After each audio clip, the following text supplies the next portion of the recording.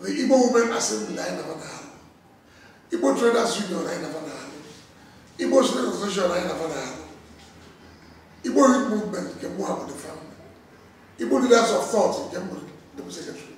And so many other groups. And you who say now Fridays will come, Friday, September 14th. When you're going to be here. Can they have a pattern that's not be going on when they work? Now, I see. Oh, you're going to know. I want to know. Farmer, man, will be alive. The motherfucker, go out there and have a zoo. Why? A war, enemies, the army blue, why, behind him. The war. Now, break the wine, and what the able. I be you, Naya, who got good door. Who's I get over a young road? Friday, September 14th. I am not going to be.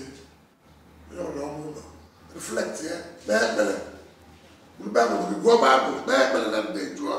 We don't like the women like can you find Mel? Can you find Mel? From 29th of May till 3rd of June. From 29th of July till 3rd of August. From 29th of September till 3rd of October 1966. It won't buy a boy. Boasso Moine, the Mafo. Genocide, what I can make a rule. Macanandi, Melia, which you want to go on a bar. And the one I get. The boy we buy a ball also, Biafra. Cigar all over the match. Bulaya, because of the bag. The buy have a bull enough. 3 with. We work about the one with the whoever, both of our Belewa, one of below others, right? On a woman, I have a ball, one of the zone for the Lego.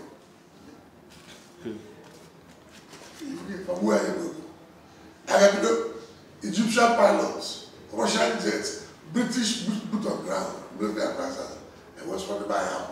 Why the Parangagari was on Abia? Yes, as you watch her, but she was careful.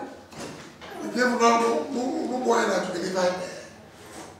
Okay, even now you're with the buy need when they know can Jaws, Lego.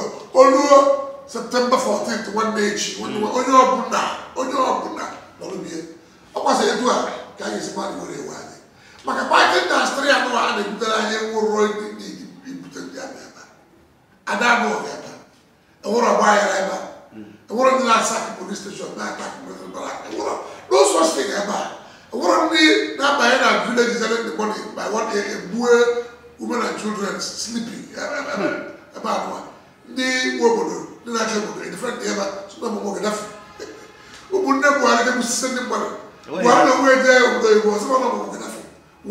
7 years ago. The minister boy, I said, therefore, your money on your land. And the law grazing law the pass because they do. Spokesman who had a national. I went there, they would check the end of the and I think of mine. Then they are not going to want to do. Give us an idiot. If I would ask. So eventually, on the by the level, Oluwe, one day, September 14th. When you're going to be more than I don't know.